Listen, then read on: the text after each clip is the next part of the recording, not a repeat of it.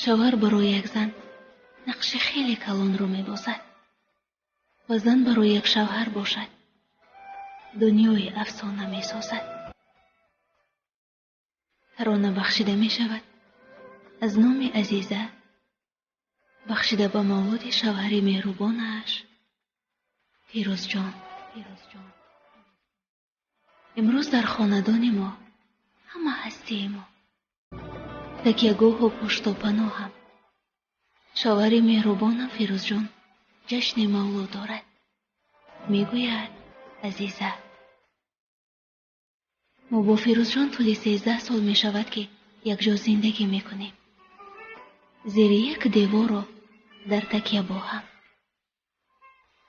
در این همه مدت زندگی خیلی پستی و بلندی ها رو دیدیم، ولی با امید روزی که خوب می شوند گفته پشت سرشان کردیم و باز امید به فردایش بستیم. و شکر خداوند بزرگ امروز ما صاحب 3 فرزندیم، 2 دختر و 1 پسر. زندگیمون خوب است اگرچه سختی هایم داشت.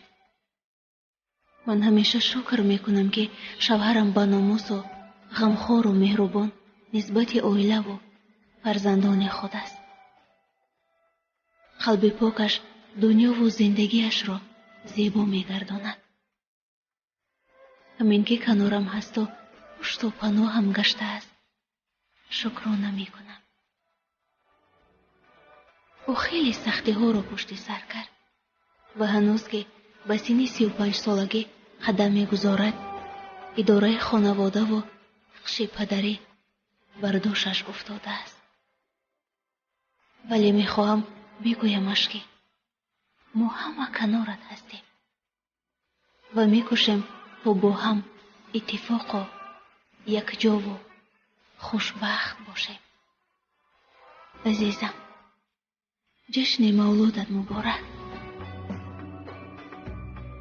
اگرچه بعضی زخم ها در قلبت هست و نمیخوای روی لبشون بیاری، ولی من همچون یک همسر آگاهم از آن قلب پر از درد هایت و میخواهم ما تا ابد ملهم به درد های هم باشیم. ما کناری هم خیلی لحظه ها و روزها و سالها را پشت سر کردیم تا به این جای ها برسیم و هنوزم زندگی ادامه دارد و باید زیست تا به زینه های خوبترش برسیم. من آن روزهای خوب را تنها در کنار تو و در آغوش و در تکیه تو انتظارم. این فرزندان زیبایت که بیشتر از خودشان دوستت می‌دارند روزی بزرگ می‌شوند و قناعتت می‌گردند. تو برایمان دیواری هستی که از چشم بد و باد سرد همیشه ما را در زیر قنات خودت حفظ می‌کنی.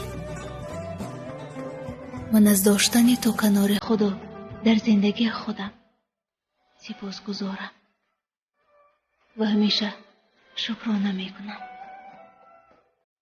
سایه‌ات ما را از هر گرمی تفسان روزگار حفظ میکند.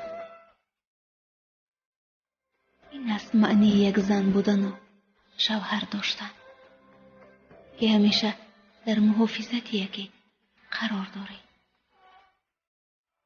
شوهر خوب و مهربانم، جشن مولودت مبارک.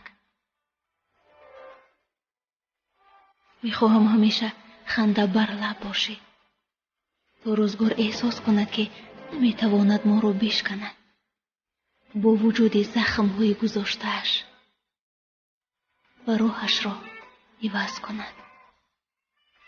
ما خدا خواهد برسیم به روزهای خوب و فراموش نشونده. همین که تو خوب باشی، همین که تو فقط باشی، همین که تلاش کنی. داشتن شوهری به مثل تو برایم افتخار است. باور دارم که برای فرزندهای ما نیست افتخار و نمونه ای. من تنها یک زنم. زنی ضعیفی که دنیای کوچکم با بودن تو کنار خود بزرگ گشته است و اراده‌ام قوی. ما همیشه با داشتن تو با بودنت نیاز داریم. ای بهتر از بهترین ها، ای پشت و پناه، جشن مولودت مبارک. از خداوند طلب میکنم که گذشته های سخت بگذار در آن زینه های پایانیت باقی ماند و زینه نوت را با امیدها و شادی ها و لبخند های نو شروع کنی. هیچگاه سایت را خداوند از سر من و فرزندان و عائله‌ات دور نگرداند. همیشه خوشبخت و صحتمند و سلامت باشی.